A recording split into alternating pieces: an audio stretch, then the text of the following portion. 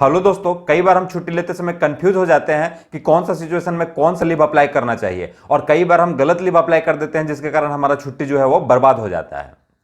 Regular leave जैसे EL, HPL, CL, RH के बारे में तो सभी कोई जानते हैं, लेकिन स्पेशल कैजुअल लीव के बारे में जानकारी नहीं होने के कारण हम कई बार उसे यूज नहीं कर पाते हैं और साल के अंत में वो बर्बाद हो जाता है।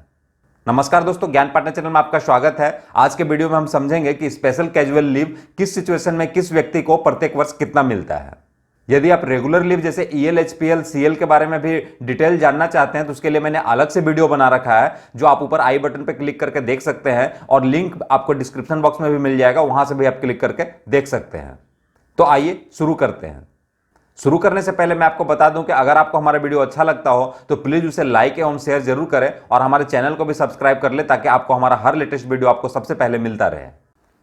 जब भी हम स्पेशल कैजुअल लीव की बात करते हैं तो सबसे पहला कंफ्यूजन यह होता है कि इसके साथ हम कोई सीएल या रेगुलर लीव को ऐड कर सकते हैं या नहीं कर सकते हैं। और जब हम स्पेशल कैजुअल लीव लेते हैं तो उसके बीच में जो सैटरडे संडे आता है वो छुट्टी में ऐड होगा या नहीं होगा, स्पेशल कैजुअल लीव में वो ऐड होगा या उसको अलग से गिना जाएगा, यह कंफ्यूजन हमारे मन में रहता है। तो इसके लिए मैं बता दूं कि स्पेशल कैजुअल लीव के साथ में हम कैजुअल लीव मतलब सीएल या रेगुलर लीव दोनों में से कोई भी ऐड कर सकते हैं, लेकिन एक बात आपको हमेशा ध्यान में रखना है कि सीएल और रेगुलर लीव दोनों हम ऐड नहीं कर सकते हैं। ऐसा नहीं है कि 5 दिन का हम स्पेशल सीएल ले रहे हैं तो उसके पहले हम सीएल लगा दें और उसके बाद में ईएल लगा दें, तो ऐसा नहीं हो सकता है। उसके आगे पीछे हम कोई भी रेगुलर लीव जैसे ईएल, एचपीएल तो ऐड कर सकते हैं या तो फिर ईएल, एचपीएल की जगह पर हम सीएल ऐड कर सकते हैं। मतलब रेगुलर लीव और कैजुअल लीव दोनों में से कोई एक ऐड कर सकते हैं, दोनों ऐड नहीं कर सकते हैं। दूसरी बात है कि स्पेशल कैजुअल लीव लेते समय सैटरडे संडे ऐड होता है या नहीं होता है, तो इसके बारे में हम वीडियो के लास्ट में चर्चा करेंगे। उसके पहले मैं आपको बता दूं कि एलटीसी भी हम स्पेशल कैजुअल लीव के दौरान में ले सकते हैं। अगर किसी कारण से हम स्पेशल कैजुअल लीव ले रहे हैं और उसी के बीच में हम एलटीसी लेना चाहते हैं, एलटीसी भी ले सकते हैं। अब बात करते हैं कि स्पेशल कैजुअल लीव हम किस किस सिचुएशन में ले सकते हैं। तो पहला है कि फैमिली प्लानिंग के दौरान हम स्पेशल कैजुअल लीव ले सकते हैं। तो कितने दिन का ले सकते हैं, यह मेल इंप्लाई और फीमेल इंप्लाई के लिए अलग अलग रूल है। तो सबसे पहले हम मेल इंप्लाई को देखते हैं। तो मेल इंप्लाई अगर कभी नसबंदी करवाता है तो उसे 5 वर्किंग डेज का स्पेशल कैजुअल लीव मिलता है। यहां पे साफ लिखा हुआ है 5 working days special casual leave मिलेगा। मतलब बीच में जो भी छुट्टी अगर आएगी, गेस्टेड छुट्टी अगर बीच में है तो वो ऐड नहीं किया जाएगा। और अगर किसी कारण से उसकी नसबंदी फेल हो जाता है और सेकेंड टाइम फिर से करवाना पड़ता है तो फिर से अलग से उसे 5 वर्किंग डेज का स्पेशल कैजुअल लीव मिल जाएगा। किसी कारण से अगर रिकैनलाइजेशन करना पड़े, उस नसबंदी को खुलवाना पड़े, तो फिर मैक्सिमम 21 दिन तक का स्पेशल सीएल मिलता है। और अगर किसी पुरुष इंप्लाई की फैमिली प्लानिंग करवाती है तो उस पुरुष इंप्लाई को 3 वर्किंग डेज का स्पेशल कैजुअल लीव मिलेगा। लेकिन कब से मिलेगा? From date of operation. उसके पहले से लेना चाहे तो नहीं मिलेगा और उसके बाद भी अगर हम चाहें कि ऑपरेशन होने के 5 दिन के बाद हम लेना चाहते हैं तो नहीं मिलेगा। फ्रॉम डेट ऑफ ऑपरेशन से 3 वर्किंग डेज आपको मिलेगा। और अगर कोई महिला कर्मचारी है और वो अगर फैमिली प्लानिंग करवाती है तो उसे कितने दिन की छुट्टी मिलेगी?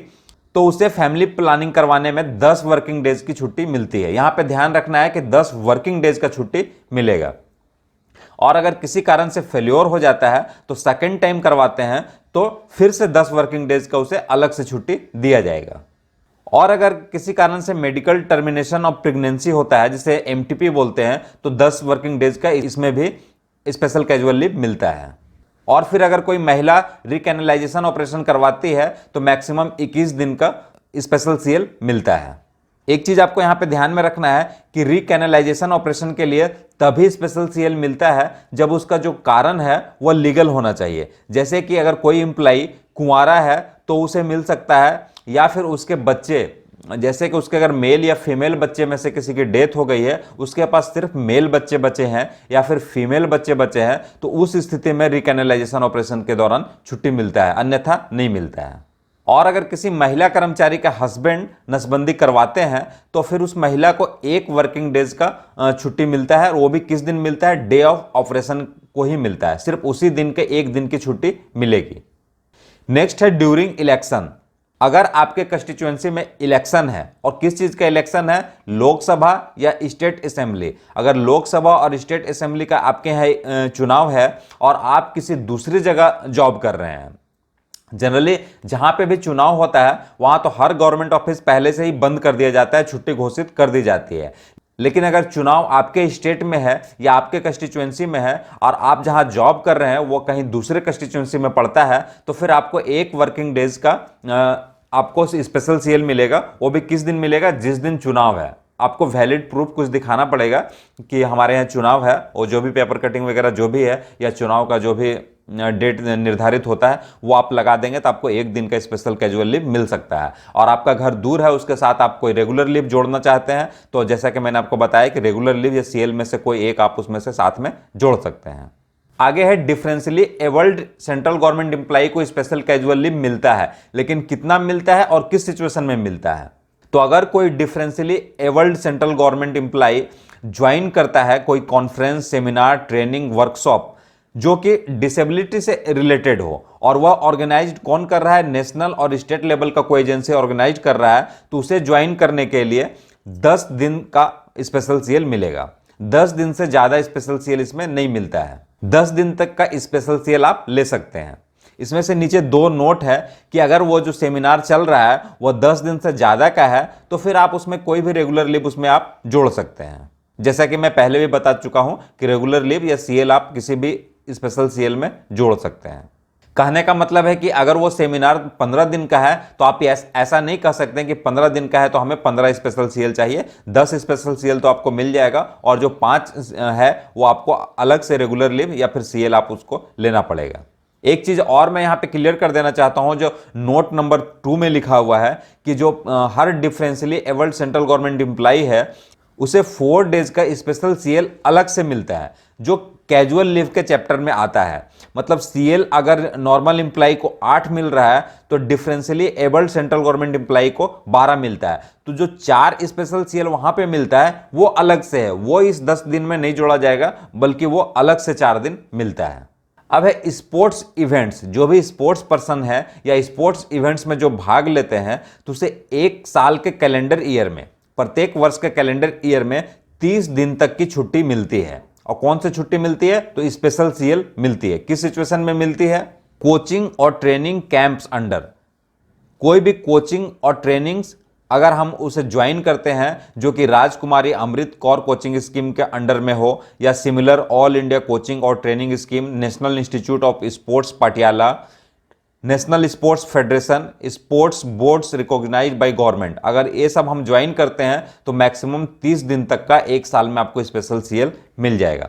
साथ ही अगर कोई पार्टिसिपेट हम करते हैं कोई प्रोग्राम को जो एडवेंचर स्पोर्ट्स हो या इसी का सिमिलर एक्टिविटी हो, तो हमें फिर 30 दिन तक का स्पेशल सीएल मिल जाएगा। और उसी स्पोर्ट्स इवेंट्स के अंतर्गत आता है कि अगर कोई कल्चरल एक्टिविटी में हम भाग लेते हैं या पार्टिसिपेट करते हैं तो 30 दिन प्रत्येक वर्ष के कैलेंडर ईयर में, मतलब 30 दिन तक इसमें भी स्पेशल सीएल मिलता है। इसमें भी 2 चीज मैं क्लियर कर देना चाहता हूं कि अगर कोई भी स्पोर्ट्स इवेंट्स में हम भाग ले रहे हैं और हमें 30 दिन से ज्यादा का छुट्टी चाहिए तो फिर जो भी एक्स्ट्रा हम लेंगे वो treated as regular leave. Regular leave हमें उसमें लगाना पड़ेगा, चाहे उसमें सीएल लगाएं या ईएल लगाएं, कुछ भी हमें छुट्टी अपना लगाना पड़ेगा। और स्पोर्ट्स इवेंट्स के दौरान अगर कोई प्लेयर इंजर्ड हो जाता है, चोट लग जाता है, चोटिल हो जाता है, तो भी उसे स्पेशल सीएल दिया जाएगा। लेकिन वहां पे ध्यान रखना है जो सीलिंग है वो 30 दिन का समाप्त नहीं होगा बल्कि 30 दिन तक का ही मिल सकता है। अगर 30 दिन से ज्यादा है तो फिर कम्यूटेड लीव या सीएल ईएल कुछ भी आप उसमें उसके साथ में जोड़कर लगा सकते हैं। नेक्स्ट है नेचुरल कैलेमिटीज या बंद ईटीसी। जब भी कोई प्राकृतिक आपदा आती है या कोई बंद का घोषणा होता है तो फिर गवर्नमेंट एम्प्लॉय को स्पेशल सीएल दिया जाता है। लेकिन उसके लिए क्या सिचुएशन है कि जो वो एम्प्लॉय है वह अपने ऑफिस से कम 3 माइल की दूरी पर उसका घर होना चाहिए। ऑफिस से वह 3 माइल्स की दूरी पर रहता हो और उसी नेचुरल कैलेमिटीज के कारण या बंद के कारण वह ऑफिस नहीं आ पाता हो, जैसे या तो ट्रैफिक जाम हो गया हो या कर्फ्यू अनाउंस हो गया हो या बाढ़ आ गया हो, कोई भी नेचुरल कैलेमिटीज आ गया हो जैसे कि भूकंप भी आ गया हो और सब कुछ, मतलब सब कोई परेशान है, गाड़ी नहीं चल रही है, कोई भी ट्रैफिक नहीं चल रहा है। अगर हम इस कारण से अगर हम ऑफिस नहीं आ पा रहे हैं तो फिर हमें स्पेशल सीएल मिलेगा। इसमें ध्यान रखना है कि अगर हम कोई अपने कारण से छुट्टी पर हैं, मान लीजिए हम पहले से बीमार थे और हम उसमें बीमार की छुट्टी लगा रखे हैं, या फिर हम किसी कारण से पहले से ही छुट्टी अप्लाई कर रखे हैं अपने कुछ निजी कारण से, उसी दौरान अगर मान लीजिए 2 दिन की बंद घोषणा होती है, तो फिर हमें वो स्पेशल कैजुअल लीव नहीं मिलेगा, बल्कि जो छुट्टी हम लगा रखे हैं वही छुट्टी उसको माना जाएगा। ऐसा नहीं है कि हम 10 दिन का छुट्टी पहले से ले रखे हैं, उसी दौरान अगर बीच में 2 दिन का बंद घोषित हो जाए तो फिर हम 2 दिन का बीच में स्पेशल कैजुअल लीव लगा देंगे, तो ऐसा नहीं होता है। नेक्स्ट है ब्लड डोनेशन। अगर हम वर्किंग डेज में ब्लड डोनेशन करते हैं, वो भी किसे करते हैं, रिकॉग्नाइज्ड ब्लड बैंक्स को अगर हम डोनेशन करते हैं, तो 1 दिन का आपको छुट्टी मिलेगा। किस दिन मिलेगा? जिस दिन हम ब्लड डोनेट किए हैं उसी दिन। अगर हम छुट्टी के दिन डोनेट करते हैं तब फिर छुट्टी का सवाल ही नहीं पैदा होता है। इसलिए अगर हम वर्किंग डेज में ब्लड डोनेट करते हैं तो 1 दिन का स्पेशल कैजुअल लीव हमें मिलेगा। और साल में सिर्फ हमें 4 टाइम्स ही यह छुट्टी मिल सकता है, 4 बार ही मिलेगा, क्योंकि यह नियम ही है कि 3 महीने में हम 1 बार ही ब्लड डोनेट कर सकते हैं। तो 1 साल में 4 बार ही डोनेट कर सकते हैं, तो 1 साल में 4 बार ही आपको एक छुट्टी मिलेगा, वो भी वैलिड प्रूफ ऑफ डोनेशन आपको दिखाना पड़ेगा। इसके अलावा भी कई कारणों से आपको स्पेशल कैजुअल लीव मिलता है, लेकिन वो बहुत सारे इंपॉर्टेंट नहीं थे, इसलिए मैंने उसको यहाँ पे नहीं बताया है। ये सारे सोशल मीडिया पे मैं उपलब्ध हूं, अगर आप हमें ज्वाइन करना चाहते हैं तो आप ज्वाइन कर सकते हैं। सारे का लिंक आपको डिस्क्रिप्शन बॉक्स में मिल जाएगा। उम्मीद है आपको स्पेशल कैजुअल लीव अच्छे से समझ में आ गया होगा। फिर भी अगर आपके मन में कोई सवाल हो तो आप कमेंट बॉक्स में कमेंट करके पूछ सकते हैं। मैं पूरी कोशिश करूंगा कि जल्द से जल्द उसका जवाब आपको दे दूं। अगर आपको ये वीडियो अच्छा लगा हो तो प्लीज लाइक शेयर करना ना भूलें। मिलते हैं फिर नेक्स्ट वीडियो में, तब तक के लिए बाय बाय।